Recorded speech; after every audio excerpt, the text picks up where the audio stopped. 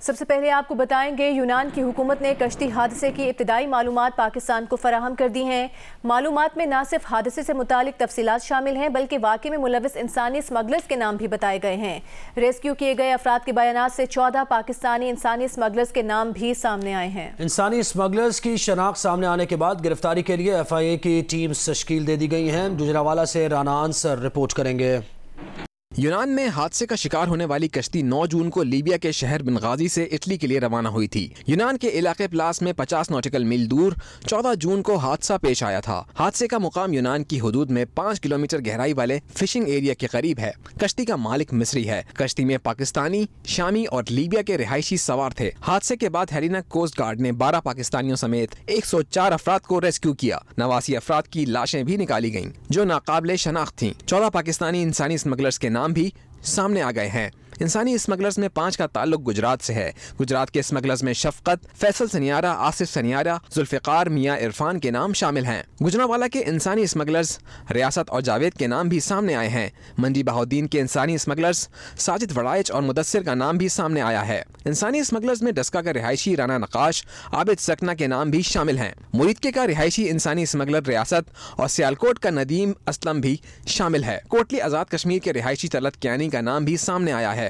ज़राए का कहना है कि इंसानी स्मगलर्स की शनाख्त सामने आने के बाद गिरफ्तारी के लिए FIA की टीमें तश्कील दे दी गई हैं। राना अंसर, जियो न्यूज़, गुजरांवाला। यूनान में कश्ती के हादसे में जाम बहक होने वाले 4 अफराद का ताल्लुक शेखुपुरा से है। लवाहिकीन ने हुकूमत से मुतालबा किया है कि धोखा देकर बैरून मुल्क ले जाने वाले एजेंट्स को सख्त सजा दी जाए। तफसील बताएंगे शेखुपुरा से शेख सुहेल अपनी रिपोर्ट में। रोशन मुस्तकबिल के ख्वाब सजाए। यूनान जाने वाले अफराद की कश्ती डूबने की खबर उनके अहले खाना के लिए रूह फरसा थी। जाम बहक होने वाले 4 अफराद का ताल्लुक मानावाला के 2 देहात से है। हादसे में उस्मान नज़ीर, इजाज़ अहमद, फ़खर जमान और नासिर अली जाम बहक हुए, जिनकी उम्रें 17 से 30 साल के दरमियान हैं। लवाहिकीन के मुताबिक उस्मान नज़ीर 4th ईयर का तालिब इल्म था, जबकि मोहम्मद नासिर 1 और फ़खर जमान 3 बच्चों का बाप था। कश्ती डूबने की खबर जब जाम बहक अफराद के देहात पहुंची तो कोहराम मच गया। डूबने वाले इजाज की बहन का कहना है कि हमें हमारा भाई चाहिए, हमने उसे कहीं नहीं भेजना। माँ का कहना है कि हमें एजेंटों ने धोखा दिया। बस हम यही दुआ करते हैं कि हमारा भाई से सलामत हो और एजेंट को सख्त से सख्त सजा दी जाए। और वो एजेंट लुट के खा गया, सामने में लुट के अल्लाह के भला करे। नासिर और फ़खर जमान की गायबाना नमाज जनाजा भी अदा की गई। लवाहिकीन का कहना था कि 26 लाख रुपए फी कस के एवज जड़ावाला और सरगोदा के 2 एजेंट इन नौजवानों को बजरिया जहाज सियालकोट से लीबिया लेकर गए। लवाहिकीन ने एजेंटों को करार वाकई सजा देने का मुतालबा किया। शेख सुहेल आहद, जियो न्यूज़, शेखुपुरा। सिंध के साहली अजला ठट्टा, बदीन और सुजावल में समुद्री तूफान गुजर जाने के बाद साहली इलाकों से नकल मकानी करने वाले अपने घरों को लौटने लगे हैं। साहली इलाकों में लोग मुतासरा घरों की मुरम्मत में मसरूफ हैं। ठट्टा में समंदरी तूफान का खतरा टल जाने के बाद एक बार फिर केटी बंदर और गिरदो नवा की रौनकें लौट आईं। बाजारों में गहमा गहमी नजर आने लगी, दुकानें और होटल्स भी खुल गए हैं। समंदरी तूफान गुजर जाने के बाद जाती के साहिली इलाके से नकल मकानी करने वाले वापस घरों को लौट आए हैं। एक तरफ मर्द तूफान से मुतासर घरों की मुरम्मत कर रहे हैं तो दूसरी तरफ खवातीन खाना पकाने और बच्चे खेल कूद में मसरूफ हैं। बदीन के साहिली मरकज 0 पॉइंट पे माहीगीर कश्तियों की मुरम्मत और कश्तियों से पानी निकाल रहे हैं। सुजावल में भी मौसम बहाल होते ही काश्तकार फसल की कटाई में मसरूफ नजर आ रहे हैं। ठट्टा में समंदरी तूफान का खतरा टलने के बाद केटी बंदर के गांव लालूजद के बकीन वापस पहुंच गए हैं। माहीगीर समंदरी तुगयानी से मुतासरा लॉन्चेस के बायस रोजगार के लिए परेशान हैं। मजीद बताएंगे नुमाइंदा जियो न्यूज़ शाहिद सिद्दीकी। जी, समुद्री तूफ़ान का ख़तरा टलने के बाद केटी बंदर और उससे मुलक्का इलाकों में जो है ज़िंदगी मामूलात के ऊपर आना शुरू हो गई हैं। मैं इस वक्त गांव लालू जद में मौजूद हूं। यहां पर मकीन जो है वो रिलीफ कैंपों से वापस मुंतकिल होकर आना शुरू हो गए हैं। और यहां जब हमने देखा तो यहाँ के मकीन जो वापस आए हैं तो उन्होंने जो उनका कारोबार का ज़रिया था, जो कश्तियाँ थी, जब उनका मुआयना किया तो वो कश्तियाँ जो है समंदर के शदीद मद्दोजज़र के नतीजे में टूट फूट का शिकार हो गई हैं। उनके ऊपर जो कीमती इंजन लगे थे वो पानी में डूब गए हैं, इसलिए वो इस वक्त शदीद परेशानी से दो चार हैं। साहिली मरकज 0 पॉइंट के माहीगीरों की समुद्री तूफान का खतरा टलने के बाद अपने घरों में वापसी मुकम्मल हो गई है। जिले इंतजामिया की जानिब से मुतासरीन में राशन तकसीम किया जा रहा है। इस बारे में मजीद बता रहे हैं नुमाइंदा जियो न्यूज़ एजाज सईद। जी बिल्कुल, समुद्री तूफान बिपरजॉय का खतरा टलने के बाद मुतासरीन की अपने घरों को वापसी मुकम्मल हो चुकी है। अब जो ज़िला इंतजामिया बदीन की जानिब से इन मुतासरीन में राशन की तकसीम का अमल शुरू कर दिया गया है। इस वक्त मैं माहीगीरों की बस्ती 0 पॉइंट पर मौजूद हूँ। यहाँ पर भी ज़िला इंतजामिया की जानिब से माहीगीरों को राशन फराहम किया जा रहा है। इस हवाले से डिप्टी कमिश्नर बदीन आगा शाहनवाज हमारे साथ मौजूद है। मजीद हम उनसे तफसीलात लेते हैं। जाति के ये जो लोग हैं, जो माहीगीर हैं, जिनको एवोकेट हमने किया, रिपेट्रिएट हमने किया, कैंप्स में हमने रखा और आज राशन तकसीम 2000 फैमिलीज का राशन यहाँ तकसीम हो रहा है।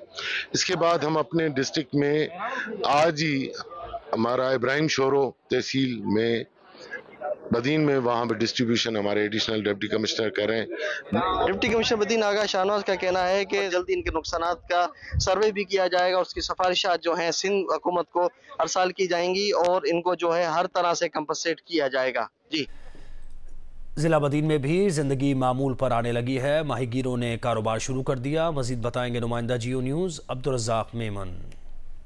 बिल्कुल, जिला बदीन की साहिली पट्टी और अतराफ से तूफान का खतरा मुकम्मल तौर पर टल चुका है।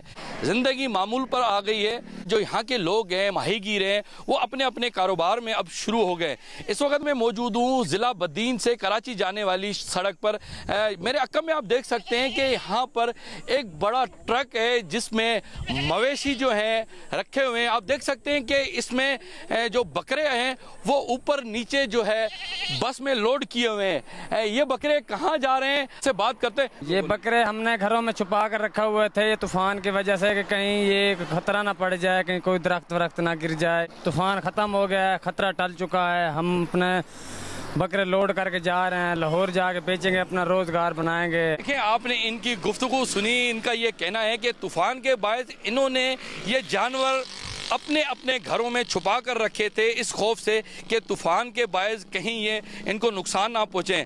मगर इस वक्त इनमें खुशी की लहर है और ये कहीं भी मार्केट में जाके ये बेचेंगे क्योंकि ईद करीब है। ईद के मौके पर इनका ये कहना है कि ये अच्छे रेट पर बकरे जाके वहाँ पर बेचेंगे। जी, वफाकी वज़ीर अहसन इकबाल ने जियो न्यूज़ से गुफ्तगू करते हुए कहा कि बजट की मंजूरी में वज़ीर आला सिंध की हिमायत शामिल थी। मुराद अली शाह के एतराज़ात को दूर किया गया था। NEC में इत्तफ़ाक़ राय से बजट मंजूर हुआ तो अब एतराज़ क्यों हैं? अहसन इकबाल का कहना था कि मुराद अली शाह ने कुछ मनसूबों में फ़ंड्स में इजाफा कराया। काबीना में भी बजट की मंजूरी दी गई। अहसन इकबाल का कहना था कि सैलाब ज़दगान के लिए 80 अरब रुपए में से ज़्यादातर रकम सिंध को दी गई। वर्ल्ड बैंक से $2.25 अरब का प्रोजेक्ट मंजूर कराया है।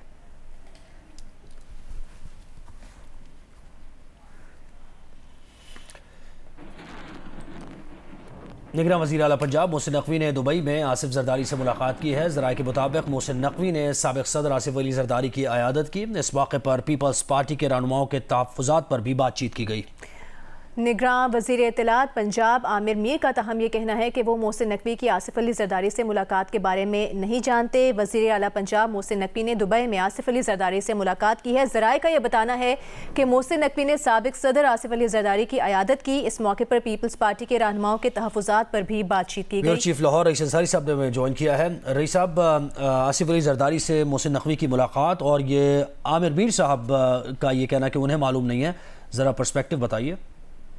जी बिल्कुल, 3-4 रोज कबल वज़ीर आला जो पंजाब है निगरान मोहसिन नकवी साहब ये अचानक दुबई रवाना हो गए थे और उससे पहले जो पीपल्स पार्टी के लोग थे उन्होंने बिलावल भट्टो और जरदारी साहब को अपने तहफ़्फ़ुज़ात से आगाह किया था कि ये जो हमारे पंजाब में काम है हमारे तो होते भी नहीं। अगर हम कोई काम कह दें तो हमारे सामने सारा कानून रख देते हैं।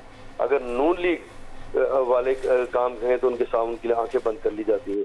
ये बहुत से जो सीनियर रहनुमा है उन्होंने इस पे बात की थी और जब इसके बाद ये दुबई पहुंचे तो हमारे ज़राए के मुताबिक उनकी मुलाकात हुई है और मुलाकात में जो जरदारी साहब ने उन्हें इस बारे में सारी बताया कि जो पीपल्स पार्टी इस मुलाकात में पीपल्स पार्टी के रहनुमाओं के तहफ़्फ़ुज़ात के हवाले से भी बातचीत हुई है। बहुत शुक्रिया आपका रईस अंसारी साहब।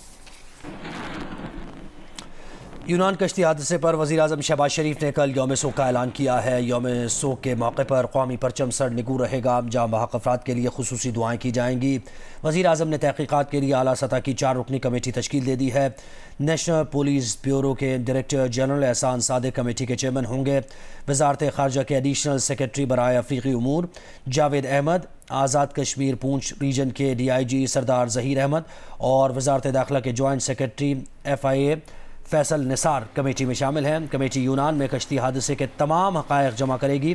इंसानी स्मगलिंग के पहलुओं की तहक़ीक़ होगी और ज़िम्मेदारों का तयन किया जाएगा। वज़ीर-ए-आज़म ने यूनान के करीब कश्ती उलटने के वाक़े में पाकिस्तानियों के जाँ बहक होने पर दुख और रंज का इजहार किया है। वज़ीर-ए-आज़म का कहना है कि उन समेत पूरी कौम की हमदर्दियाँ जाँ बहक होने वालों के अहले खाना के साथ हैं।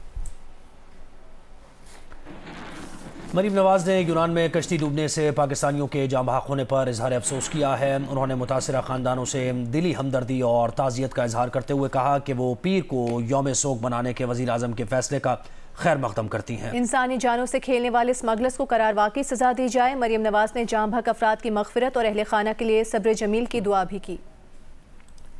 नौजवानों में तालीम के साथ हुनरमंदी और मुख्तलिफ तख्लीकी सलाहियत पैदा करने से मुतालिक जंग मीडिया ग्रुप के ज़ेर एहतमाम कराची में द न्यूज़ एजुकेशन एक्सपो के इख्तितामी रोज़ भी तालिब इल्मों के साथ साथ वालिदैन भी बच्चों के करियर से मुतालिक अहम काउंसलिंग और मालूमात हासिल करते दिखाई दिए। तफसीलात बताएंगी शवाला असलम। 2 रोज़ा दी न्यूज़ एजुकेशन एक्सपो का मकसद न सिर्फ तालिब इल्मों में मुख्तलिफ जामियात से मुतालिक अहम मालूमात और आगाही पैदा करना था, बल्कि बड़ी तादाद में नौजवानों ने स्कॉलरशिप्स और बैरून मुल्क तालीम हासिल करने से मुतालिक मालूमात फराहम करना भी था। आप अगर मैट्रिक में आपके इंटर बेस पे अच्छे मार्क्स हैं तो आप अप्लाई कर सकते हैं, वो भी स्कॉलरशिप पे फ्री आप जा सकते हैं जर्मनी। मीडिया साइंस और इससे रिलेटेड दूसरी और इन्फॉर्मेशन और दूसरी नई टेक्नोलॉजी चीज़ों के बारे में मालूमात हासिल हुई है और ये लोग बहुत अच्छी गाइडेंस, अच्छी चीज़ें प्रोवाइड कर रहे हैं। तालिब इल्मों के साथ साथ वालिदैन भी अपने बच्चों के हमरा माहिरीन तालीम के ज़ेर निगरानी करियर काउंसलिंग में हिस्सा लेते दिखाई दिए। मुझे अपने बेटे के लिए मुख्तलिफ यूनिवर्सिटीज़ की अपॉर्चुनिटीज़ देखनी थी कंप्यूटर साइंस में, तो बड़ी ज़बरदस्त नुमाइश लगी हुई है, बहुत भीड़ है माशाल्लाह। ऑल प्राइवेट स्कूल एसोसिएशन के सेंट्रल चेयरमैन सैयद तारिक शाह का कहना था कि शोबा तालीम एक मुल्क की रीढ़ की हड्डी की हैसियत रखने के बावजूद पाकिस्तान में इस शोबे में इस्लाहात बहुत ज़रूरी हैं। किसी भी मुल्क की बैकबोन जो है वो एजुकेशन होती है, तो हमारी आपके चैनल के तवज्जुह से भी और इस एग्जीबिशन के प्लेटफॉर्म से भी जो है वो हुकूमत से अपील है कि एजुकेशन को प्रायोरिटी दी जाए। दूसरी जानिब तालिब इल्मों का कहना था कि दी न्यूज़ एजुकेशन एक्सपो तलबा के लिए मुस्तकबिल की राह मुतय्यन करने के लिए निहायत मददगार साबित हुआ। कैमरामैन मोहम्मद साजिद के साथ शवाला असलम, जियो न्यूज़, कराची।